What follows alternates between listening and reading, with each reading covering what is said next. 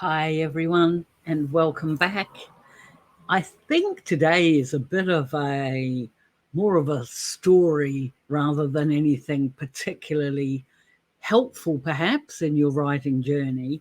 But the whole point of this is why I wrote Kolton with a K the way I did, and why you should let your characters be true to who they are.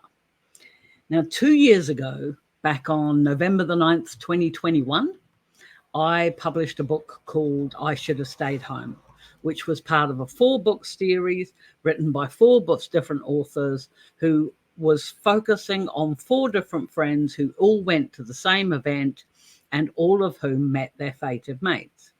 Now, for those of you who are not familiar with the fated mates trope, it's based on the ideas that for paranormals and the odd human, the fates ensure that for every person there is another half of their soul out there somewhere.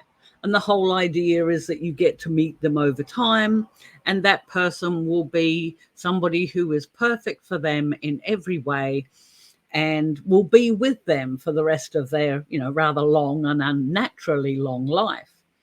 The mates meet, and in most cases, they recognize their connection immediately and they start having to change their lives accordingly. Because you imagine what it would be like if you were just out buying a coffee or something like that, and all of a sudden, bam, you smelt this amazing scent, or somebody's blood sang to you if you were a vampire, and suddenly you were having to change your whole life to accommodate another person.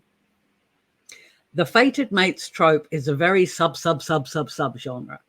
Most readers either really love it because there's a certain amount of comfort that comes from the fact that you know a book with fated mates is going to end in a happy ever after, or they hate it and they call it really unrealistic.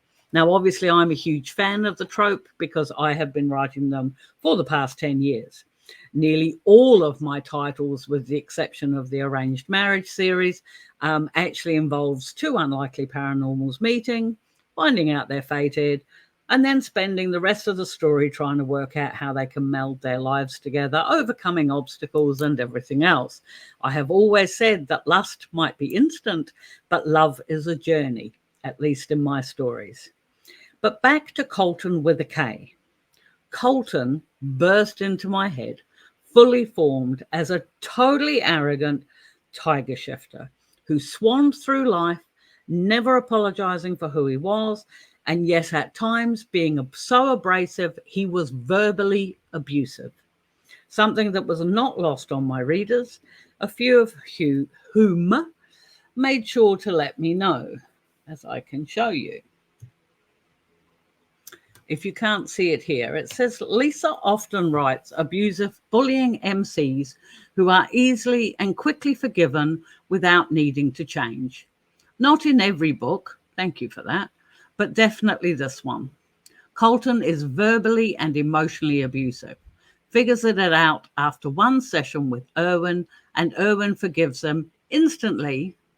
That's not how it works. I realize that Lisa is a DV survivor and she's writing her fantasy that if you can just make the abuser aware they're abusive, they'll change. But as a DV survivor, those particular fantasies of her are difficult to read. You can't love someone out of being abusive. She tried in the first half of the book, but it fell into the same old patterns by the end. If verbal DV is triggering for you, skip this one. And 28 people found that helpful, which is good. That is very true. That was very definitely something that was written. Firstly, I should mention that authors should never, ever, ever read their reviews because, it can be not so much upsetting, but what would you say? It's like authors have this thing.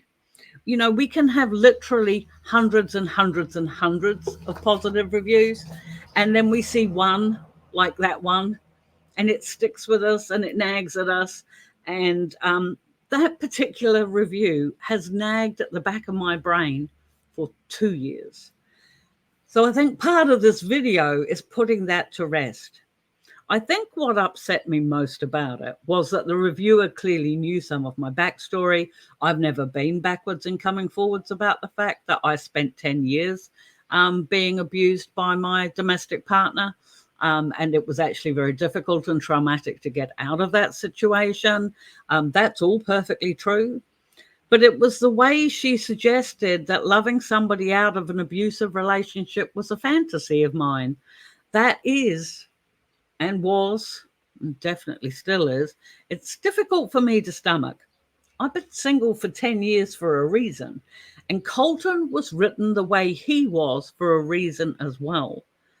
But not because I was trying to highlight the any benefits at all of being abusive, but so that I could showcase how amazing Erwin was.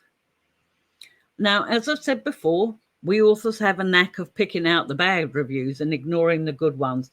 But I want to show you this other one here that perhaps explains better than I could how and why Kolton and Erwin worked for me. Let me just click that up there. It says here, I really like this story about Erwin and Kolton. Despite having social anxiety and being an introvert, Erwin has made quite a name for himself as a YouTube psychologist. When he runs into his fated mate at a costume party, he is insulted and rejected based on his smaller stature and softer body type.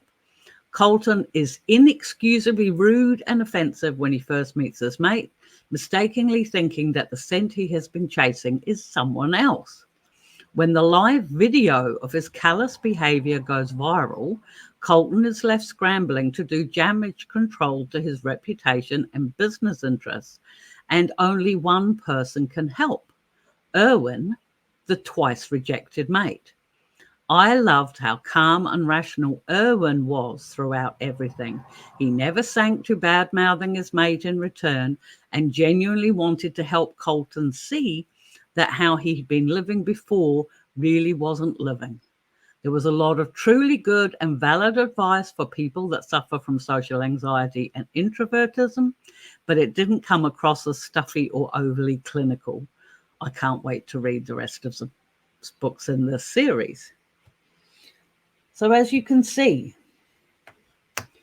if Kolton had been a regular character, sort of perhaps being a bit He-Man because, that's a dynamic, but hadn't been rude, then Erwin, being a YouTube psychologist, and he was qualified and everything, he wasn't just an influencer, Erwin wouldn't have been able to shine. And that's what I was trying to get across here. I wanted to showcase that shy introverts who don't have perfect bodies can be the strength in a relationship. When you've got a hedgehog shifter, which is what Erwin was, and you've got a tiger shifter, most people would automatically assume that the tiger was the stronger, more confident type of partner that a little wee hedgehog could help out with or could, be protected by. But I didn't want that dynamic in the story. And that's what Kolton's behavior helped show, that you don't have to be the biggest, that you don't have to be the strongest, and you don't have to, what do they call it? You don't have to push yourself down to somebody else's level to make a point. Erwin, throughout the entire story, conducted himself with grace, calmness, and dignity. And that would not have been anywhere near as shining through the pages if it hadn't been for Kolton's, the opposite type of behavior that Kolton obviously shone. We do see it in society every day. Some people are quiet, they keep to themselves, and they have a really unique way of thinking about things that quite often we overlook. Others are louder, more opinionated. You can't shut them out sometimes. And in some cases, they are rude and bullying in the way they express themselves. And just for the record, I don't tolerate bullies of any kind. However, those types of people do exist, And it's how we respond to them and perceive them that dramatically impacts our mental health one way or the other. One way, one of the great things about being an author is that we can control the narrative. We can fantasize about positive outcomes and we can bring them forward on the page. In my stories, it's the little guy who's got the strength. It's the little guy that's got the hero, that gets to be a hero. And that is why Kolton, with a K, was written the way he was. Hug the ones you love, my friends. If this was helpful to you at all, please hit the like and subscribe button. And as always, if you have comments, I'd welcome them in the page down below. But yes, hopefully now I can put this to bed. Hug the ones you love. Until the next video. Bye.